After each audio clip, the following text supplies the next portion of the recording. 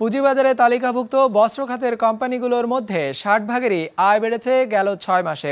এর মধ্যে ছোট মূলধনের কোম্পানিগুলোর আয় বেড়েছে সবচেয়ে বেশি।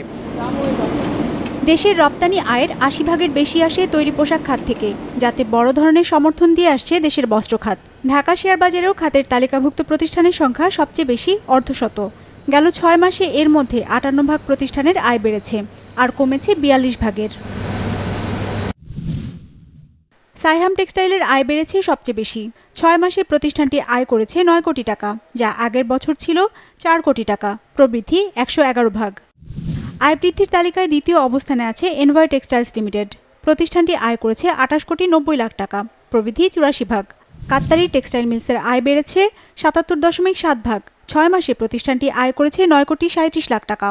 তালিকায় চতুর্থ অবস্থানে আছে রহিম টেক্সটাইলস মিলস লিমিটেড। আগের বছর ২ কোটি ৫২ লাখ টাকা আয় করা প্রতিষ্ঠানটি এবছর আয় করেছে ৪ কোটি ৪৬ লাখ টাকা, প্রবৃদ্ধির হার প্রায় ৭৭ ভাগ। আয় বৃদ্ধির দিক থেকে পঞ্চম অবস্থানে থাকা ভিএফএস থ্রেড ডাইং লিমিটেডের প্রবৃদ্ধি হয়েছে ৭০ ভাগ। টেক্সটাইল সেক্টরও কিছুটা আমরা জানি যে লাস্ট ফিউ ইয়ার্স বেশি স্ট্রাগল করেছে, বাট এখন ইউএস চায়না ট্রেড বোর্ডের সুবিধার্থে তাদের অর্ডার ফ্লোটা বেশ বেড়ে এসেছে এবং আমরা দেখতে পাচ্ছি যে ওভারঅল আরএমজি এক্সপোর্ট ডাটা, সেটাতে আমরা বেশ সিগনিফিকেন্ট গ্রোথ দেখতে পাচ্ছি, যেটা আমরা বহু বছর দেখি নাই। অ্যাজ এ রেজাল্ট লিস্টেড কোম্পানিজগুলো যেগুলো আছে তাদের ক্ষেত্রে আমরা আর্নিংসের একটু বুস্ট দেখতে পাচ্ছি। এ খাতের তালিকাভুক্ত প্রতিষ্ঠানগুলোর মধ্যে ২১টির আয় কমে গেছে গেল ৬ মাসে। সবচেয়ে বেশি কমেছে জাহিন টেক্সট ইন্ডাস্ট্রিজের, আয় কমেছে ১৯৬ ভাগের বেশি। আয় কমার দিক থেকে দ্বিতীয় আলহাজ টেক্সটাইল মিলস লিমিটেড। প্রতিষ্ঠানটির আয় কমেছে ১৯৫.৫ ভাগ। এরপরই আছে Mozaffar Hossain spinning mills limited. ৬ মাসে আয় কমে গেছে ২ কোটি ৭০ লাখ টাকা, কমার হার ১৫৪ ভাগের বেশি।